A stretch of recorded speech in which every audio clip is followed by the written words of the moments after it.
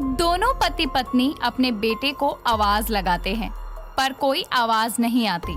काफी देर बाद में गेट अपने आप खुल जाता है और वो देखते हैं कि कपिल उनके सामने अपने दोनों हाथों को छुपाए हुए खड़ा है, जिसको देखकर वो बोलते हैं, कपिल, हम इतनी देर से दरवाजा खटखटा रहे हैं, तुम्हें सुनाई नहीं देता क्या? कितना घबरा गए थे हम लोग। हाँ बेटा, क्या हो गया था? कहाँ थे इतनी देर से? कपिल अपने कुछ देर पहले की हालत के बारे में सोचता है और अपने हाथों को छुपाते हुए कहता है, कुछ नहीं मम्मी पापा, वो मेरी आंख लग गई थी और कानों में हेडफोन लगे थे, इसलिए सुना ही नहीं दिया। I am sorry. बेटा तू भी ना, तुझे पता भी है कितना डर गए थे हम सब, और ये अपना हाथ क्यों छुपा रहा है तू? कोई चोट वोट तो नहीं लगी तुझे? दिखा मुझे। माँ कुछ नहीं, वो बस ऐसे ही। आप जाइए ना, खाना खाइए, मुझे भूख नहीं है, मैं बाहर से खाकर आया हूँ। बेटा कितनी बार बोला है कि बाहर का मत खाया कर, लेकिन तू तो मेरी सुनता ही नहीं। चल अब खा ही लिया है तो कोई बात नहीं, जाकर सो जा, और हाँ ये हेडफोन मत लगाइयो अब से। इतना कहकर उसके माता पिता वहाँ से चले जाते हैं और वो झट से कमरे का दरवाजा एक बार फिर से बंद कर लेता है, जिसके बाद देखते ही देखते उसका पूरा शरीर सांप की खाल के रूप में बदल जाता है और वो पूरा एक इच्छाधारी सांप जैसा दिखने लगता है, जैसे आधा इंसान और आधा सांप हो। खुद को शीशे में देखते हुए कपिल कहता है, हे भोलेनाथ, ये है मेरा असली रूप। नाग हूँ मैं, एक इच्छाधारी नाग। सालों से इस राज को छुपाता आया हूँ, तो अब कैसे किसी के सामने ये सच्चाई आने देता मैं? मेरे इस परिवार में आने की सच्चाई भी किसी को नहीं पता लगनी चाहिए। कपिल आईने के सामने खड़ा खुद से बातें कर रहा होता है कि तभी वहाँ विकराल नेवला आता है, जिसे देखकर कपिल थोड़ा घबरा जाता है और नेवला कपिल के आगे डरावनी हंसी हंसते हुए कहता है, क्यों भाई, क्या हुआ नागराज? डर गए? अरे उस हमले को भूल तो नहीं गए? तुम जितना मर्जी हमला करवा लो मुझ पर, मैं मणि तुमको नहीं दूंगा, चाहे मेरी जान भी क्यों ना जाए। नेवले और सांप की दुश्मनी तो हमेशा से चलती आ रही है, और तुम ये भी जानते हो कि जीत हमेशा नेवले की होती है।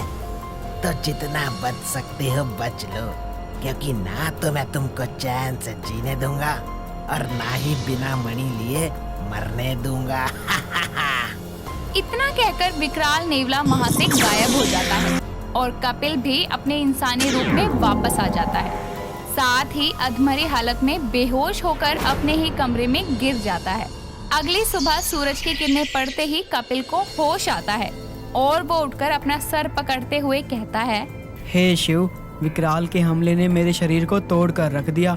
अब शायद मुझे अपनी सच्चाई नैना को बता देनी चाहिए, क्योंकि एक वही है मेरी जिंदगी में इस वक्त जिस पर मैं मणि को लेकर सबसे ज्यादा भरोसा कर सकता हूँ। ठीक है, आज दोबारा उससे मिलने जाता हूँ। कपिल उठकर एक बार फिर से तैयार होता है और नैना को फिर से मिलने के लिए कॉल करता है, जिसके बाद वो खुद अपने घर से निकलता हुआ सोचता है, नैना से माफी भी मांग लूंगा, क्योंकि कल उसको अचानक छोड़ के आ गया था। कपिल पैदल ही नैना से मिलने के लिए निकल जाता है।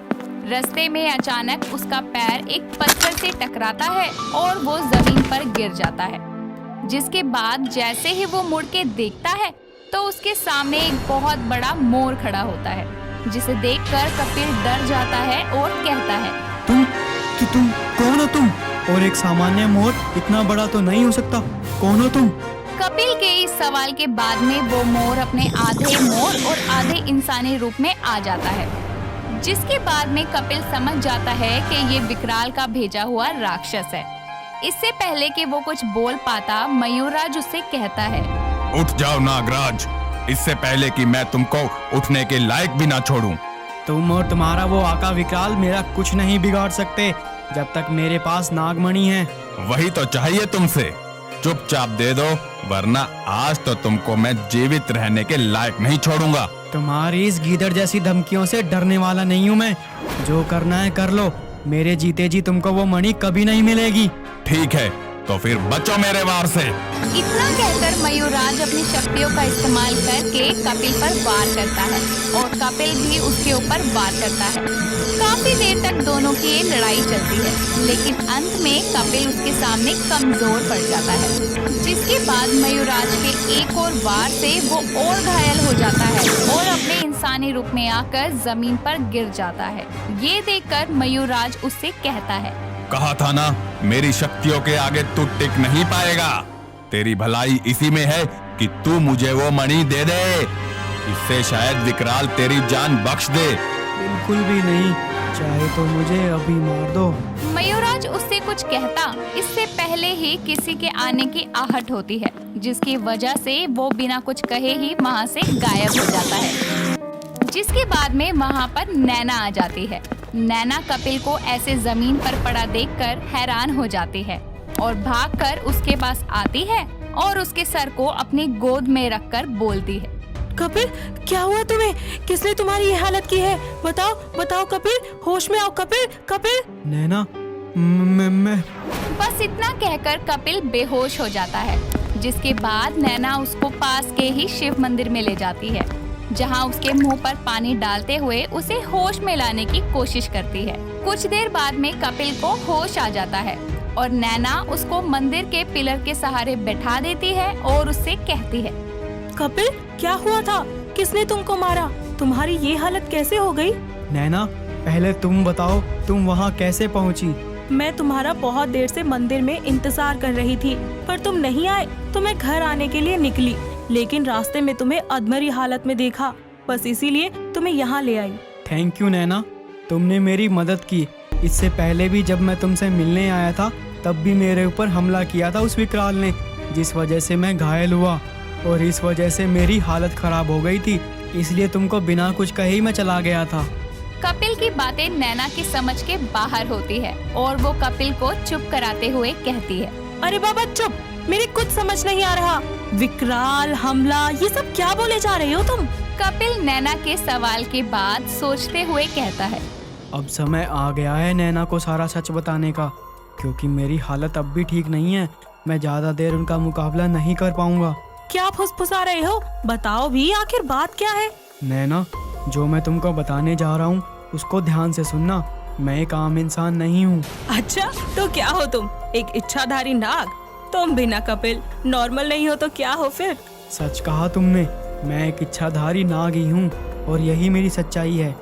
इतना कहकर कपिल अपने नाग रूप में आ जाता है, जिसे देखकर नैना हैरान हो जाती है और दोबारा अपने इंसानी रूप में आकर वो कहता है, अब यकीन हुआ? कपिल तुम सच में इच्छाधारी नाग हो? वाओ, मैं बचपन से ही ना इच्छाधारी नाग या नागिन से मिलना चाहती थी और मुझे मिला भी तो उस इंसान के रूप में जिससे मैं इतना प्यार करती हूँ। I am so happy Kapil. Naina, ये समय खुश होने का नहीं है, बहुत जिम्मेदारी है मेरे ऊपर। ये पूरा सच भी नहीं है, लेकिन पूरा सच मैं अभी बताऊंगा भी नहीं। तो बताओ पूरा सच, अब नहीं तो कब बताओगे फिर? अच्छा सुनो, वो मैं कपिल नैना को आगे बताता। इतने में ही विकराल नैना के पीछे प्रकट हो जाता है और उस पे फिर से वार करके उसे बेहोश कर देता है, जिसके बाद वो कपिल से कहता है, तू आज भी बच गया। अब तेरे पास आखिरी मौका है। अगर नागमणि मुझे नहीं दी तो इस लड़की को हमेशा हमेशा के लिए तेरी जिंदगी से गायब कर दूंगा। तुम ऐसा कुछ नहीं करोगे विकराल। तुम्हारी दुश्मनी मेरे से है, मुझसे लड़ो। नैना को बीच में लाने की जरूरत नहीं है। अरे मणि के लिए तो मैं पूरी दुनिया तबाह कर दूं। तो ये लड़की क्या चीज है? तुम्हारे पास 2 दिन है, याद रखना, ना ये लड़की तो गई। इतना कहकर विकराल वहाँ से गायब हो जाता है और कपिल बेहोश नैना के पास बैठ के बोलता है, अब नैना को बचाने के लिए मेरे पास कोई रास्ता नहीं है। अब उसे वरदान के बारे में बताकर ही बचाया जा सकता है और साथ में नागमणि को भी।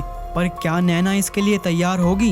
इतना कहकर कपिल नैना को गोद में उठाकर मंदिर के पीछे की एक कुटिया में ले जाता है, जहां वो उसके होश में आने का वेट करता है, ताकि वो उसको सारा सच बता सके और मना सके। तो आखिर कौन से वरदान की बात कर रहा था कपिल, और आखिर ऐसा कौन सा काम था जिसके लिए उसे नैना को तैयार करना था?